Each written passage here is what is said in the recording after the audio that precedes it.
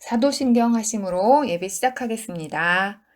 전능하사 천지를 만드신 하나님 아버지를 내가 믿사오며 그 외아들 우리 주 예수 그리스도를 믿사오니 이는 성령으로 잉태하사 동정녀 마리아에게서 나시고 본디어 빌라도에게 고난을 받으사 십자가에 못 박혀 죽으시고 장사한 지 사흘 만에 죽은 자 가운데서 다시 살아나시며 하늘에 오르사 전능하신 하나님 우편에 앉아 계시다가 저리로서 산자와 죽은 자를 심판하러 오시리라. 성령을 믿사오며 거룩한 공회와 성도가 서로 교통하는 것과 죄를 사하여 주시는 것과 몸이 다시 사는 것과 영원히 사는 것을 믿사옵나이다. 아멘.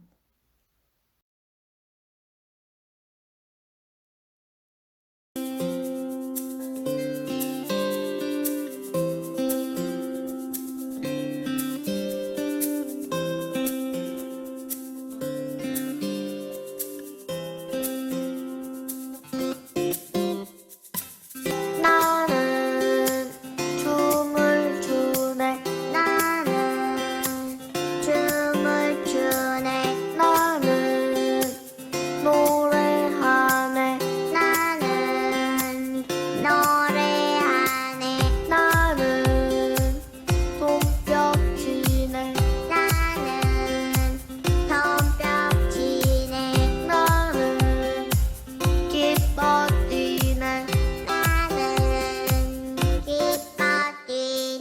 이 시간 손을 높여 주의 위대하심을 찬양해요. 이 시간 소리를 높여 주의 완전하심을 찬양해요. 주님이 내 맘 새롭게 하네 주님이 내 맘 뛰게 하시네 주님이 내 맘 안아주시네 주님만 주님만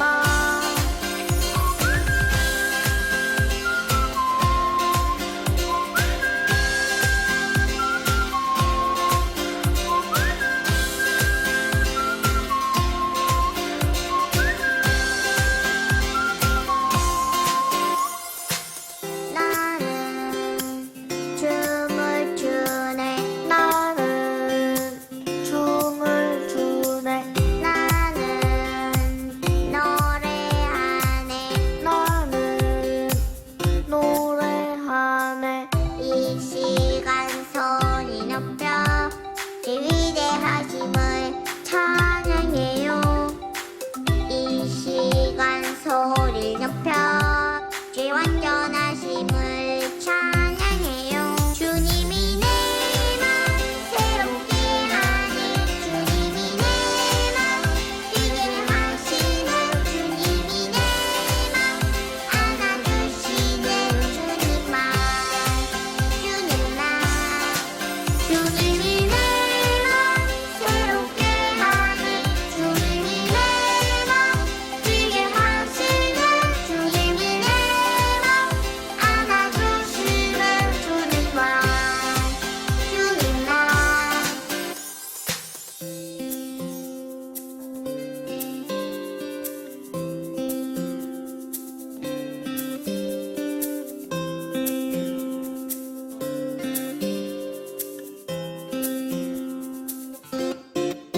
주님이 내 맘 새롭게 하네 주님이 내 맘 뛰게 하시네 주님이 내 맘 안아주시네 주님만 주님만 주님이 내 맘 새롭게 하네 주님이 내 맘 뛰게 하시네 주님이 내 맘 안아주시네 주님만 주님만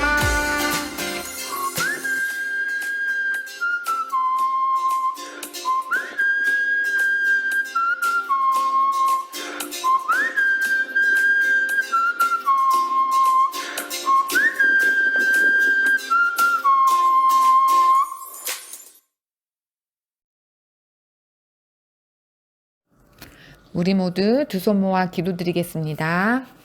사랑과 은혜가 많으신 하나님 아버지 참 감사합니다. 지난 한 주간도 저희들을 안전하게 지켜주시고 항상 함께 해주심 또한 감사드립니다. 저희들 이 시간 지난 일주일을 돌아보며 잘못한 일은 없는지, 얼마나 하나님 말씀대로 살았는지 생각하게 하시고 저희들이 지은 죄가 있다면 다 용서하여 주세요. 저희들이 언제 어디서나 주님의 말씀을 잊지 않고 그 말씀에 순종하며 살아가게 해주시고 예수님의 성품을 닮아가기 위해 노력하게 해주세요. 그래서 예수님을 믿지 않는 다른 사람들과 구별되는 삶을 통해 하나님을 기쁘게 하게 하옵소서. 사랑의 하나님, 우리 어린이부 친구들이 학교에서도 서로 배려하고 이해하며 좋은 교우 관계를 유지하게 해주시고 큰 지혜를 주셔서 어디서든 주님의 영광을 드러나게 해주세요. 또 우리 친구들이 성장하는 가운데 항상 주님의 도우심으로 건강하고 슬기롭게 자라게 해주세요. 아침에 눈 뜰 때부터 잠자리에 들 때까지 항상 기도가 떠나지 않게 해주시고 항상 감사가 떠나지 않게 해주세요. 오늘 말씀 주시는 전도사님께도 지혜와 능력을 주시고 그 말씀을 듣는 저희들 모두 딴짓하지 않고 말씀에 귀 기울여 큰 은혜의 시간 되게 해주세요. 예배 마치는 시간까지 함께 하실 줄 믿고 예수님의 이름으로 기도드립니다. 아멘. 오늘의 본문은 마가복음 10장 20절에서 22절이에요. 오늘의 본문 말씀은 마가복음 10장 20절에서 22절이에요. 그가 여짜오되 선생님이여 이것은 내가 어려서부터 다 지켰나이다. 예수께서 그를 보시고 사랑하사 이르시되 내가 아직도 한 가지 부족한 것이 있으니 가서 내게 있는 것을 다 팔아 가난한 자들에게 주라. 그리하면 하늘에서 보화가 내게 있으리라. 그리고 와서 나를 따르라 하시니 그 사람은 재물이 많은 고로 이 말씀으로 인하여 슬픈 기색을 띠고 근심하여 가니라. 아멘. 오늘의 주제는 부족한 한 가지라는 내용으로 말씀을 전하고자 해요. 안녕하세요 어린이 친구들. 한 주 잘 지내셨나요? 이번 한 주도 주님의 평강 안에서 좋은 시간들을 보내시기 바랄게요. 그럼 설교 시작할게요. 오늘 본문 말씀은 예수님과 재물 많은 사람의 이야기예요. 어린이 친구들, 오늘 본문에서 예수님은 예루살렘으로 가는 여행 중이셨고 그 도중에 일어난 일이에요. 그 여행 중에 수많은 기적을 행하시고 가르침을 전하며 나아갔는데 오늘 재물 많은 사람이 찾아온 것이죠. 그리고 그 사람은 예수님 앞에 나와서 이렇게 물었죠. 17절에 보면 예수께서 길에 나가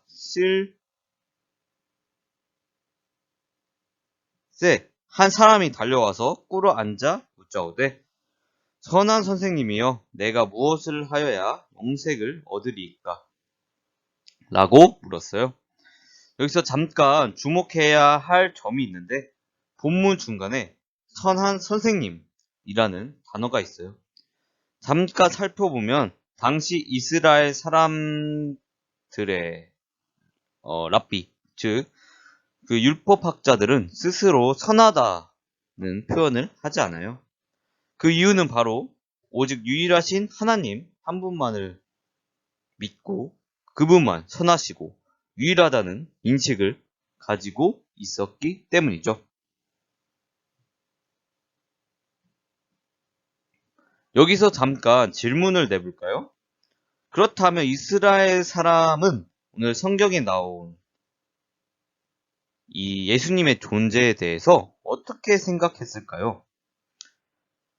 네, 인정하지 않았어요. 왜냐하면 이스라엘 사람들은 유일하신 하나님만을 따르고 살아가기 때문이죠. 그래서 유일하신 하나님의 아들을 자칭하는 예수님의 모습은 굉장히 눈엣가시로 느껴졌을 거예요. 심지어 하나님의 이름을 빌려서 사람들을 속이는 나쁜 사람이라고 미워하고 욕하는 사람도 있었죠. 당시 이스라엘 사람이 하나님의 아들로 오신 예수님의 존재를 인정할 수 없었던 원인과 인과가 다 있는 것이죠. 어쨌든 오늘 본문의 부자 청년, 오늘 마가복음에는 나오지 않지만 마태복음에는 청년이라고 나와서 부자 청년이라고 명칭을 할게요. 이 부자 청년은 죄가 없는 선하다라는 표현을 사용해서 예수님을 높이는 단어를 사용했던 것이죠. 이렇게 예수님을 높게 평가하는 부자 청년이 예수님 앞으로 왜 나왔을까요? 본문의 말 그대로 예수님 앞에서 가르침을 얻기 위해서이기도 하고, 어쩌면 자신이 성실한 사람이라는 것을 확인받고 싶은 마음도, 아니면 혹은 예수님에 대해서 시험하고 확인하고 싶은 마음도 있었겠죠. 그 모든 것이 복잡하게 얽혀서 예수님 앞에 나온 것이죠. 예수님은 그 마음을 꿰뚫어 보시고 왜 선하다고 일컫느냐라고 되물으셨죠. 청년의 이중성에 대해 지적하셨던 것이죠. 사실 부자 청년의 마음이 나쁘다는 것은 아니지만 온전히 성실한 것이 아닌 복합적인 누군가에게 확인받기 위해서 성실한다면 그 성실은 자신에게 유리한 상황에서 조건 위에서만 행해질 수밖에 없어요. 어쩌면 당연한 것일지도 모르죠. 하지만 예수님은 온전한 마음에 대해서 생각하시며 이기적인 마음을 버려야 한다고 생각하셨던 것 같아요. 계속해서 본문을 살펴보면 예수님은 성실하게 율법을 지킨 부자 청년에게 칭찬하시며 충격적인 말씀을 전하시죠. 내 있는 것을 다 팔아 가난한 자들에게 주라 라고 말이죠. 청년이 유일하게 포기할 수 없었던 것이자, 역으로 생각하면 부족한 것이 그것 하나뿐이었다는 것이죠. 즉 예수님은 청년으로 하여금 그를 죄인으로 만드는 것이 바로 재물을 사랑하는 것이라고 보고 있는 것이죠. 바로 소유의 포기, 자기 희생을 요구하신 거예요. 이에 대해서 선뜻 그렇게 하겠다라고 하는 사람은 많지 않을 거예요. 결국 부자 청년은 근심하며 예수님의 곁을 떠나고 말죠. 그리고 예수님이 하신 말씀이 마가복음 10장 25절인데, 낙타가 바늘귀로 나가는 것이 부자가 하나님 나라에 들어가는 것보다 쉬우니라 하시니 라는 말씀을 남기시죠. 요즘 시대에는 이 짧은 본문의 말씀이 더 의미 있게 다가오는 것 같아요. 사실 예수님이 활동했던 당시에도 이스라엘 사람들은 부의 축적과 하나님의 복은 정비례한다고 보는 시선이 많았어요. 제자들이 놀란 것이나 구약의 욥기나 시편 같은 경우를 보면 그렇게 추측할 수 있어요. 하지만 당시에는 부패한 로마가 이스라엘을 점령하던 시기이며 세속적이고 악한 재물들이 떠도는 세상이기에 재물 그 자체에 대해서 경고를 안 할 수가 없었죠. 예수님의 입장에서 볼 때는 말이죠. 설령 어떻게든 깨끗하고 선하게 많은 부를 모았다고 하더라도 자신도 모르게 하나님보다 재물에 더 우위를 두는 마음가짐이 안 생기고 싶어도 안 생길 수가 없겠죠. 결국 자신만의 능력과 선한 마음가짐으로 이뤄낸 값진 결과물이니까요. 그 결과물로 자신도 모르게 자만하는 마음이 생길 수도 있죠. 오늘 본문의 부자 청년처럼요. 어쨌든 제가 말씀드리고 싶은 것은 재물이라는 것은 자바심과 욕심을 일으키는 촉매제가 될 수밖에 없고, 재물을 하나님보다 더 우위에 두는 사람은 재물이 많고 적음과 관계없이 하나님 나라에 들어가기가 어렵다는 생각을 전하고 싶네요. 오늘 본문의 말씀처럼요. 우리 친구들, 물질 만능주의라는 단어를 들어보셨을 텐데, 그만큼 하나님에 대한 믿음, 이런 보이지 않는 것들, 이런 추상적인 것들을 맹신하고 통계나 눈에 보이는 것들만, 실질적인 이득만 추구하게 되는 그런 현상을 말하는 것이에요. 그런데 이 물질 만능주의가 무작정 좋은 것이 아니라 과한 욕심으로 인해, 과한 재물로 인해 화를 일으키는 경우도 많아요. 그리고 꼭 물질이 많다고 행복하거나 깨끗하다고 볼 수는 없고요. 사실 재물에 대해서 쉽게 정의를 내리기는 어려운 것 같아요. 저도 구체적으로 이 재물에 대해, 돈에 대해서는 잘 모르거든요. 다만 어린이 친구들이 어떤 상황에 처해 있든지 재물에만 집착하지 말고 더 높은 것을, 더 가치 있는 것을 향해 나아갔으면 좋겠어요. 그럼 오늘 한 주도 중심을 다잡으면서 하나님의 가르침을 간직하면서 하나님의 모습을 닮아갈 수 있는 모두가 되기를 바랄게요.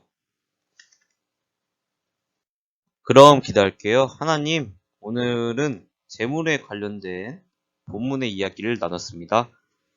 하나님, 우리 어린이 친구들이 재물에만 집착하지 말고 정말 더 가치 있고 의미 있는 것을 찾고 나아갈 수 있도록 하나님께서 도와주세요. 예수님의 이름으로 기도드렸습니다. 아멘. 주기도문으로 예배 마치겠습니다. 하늘에 계신 우리 아버지여, 이름이 거룩히 여김을 받으시오며 나라가 임하시오며 뜻이 하늘에서 이루어진 것 같이 땅에서도 이루어지이다. 오늘 우리에게 일용할 양식을 주시옵고 우리가 우리에게 죄 지은 자를 사하여 준 것 같이 우리 죄를 사하여 주시옵고 우리를 시험에 들게 하지 마시옵고 다만 악에서 구하시옵소서. 나라와 권세와 영광이 아버지께 영원히 있사옵나이다. 아멘.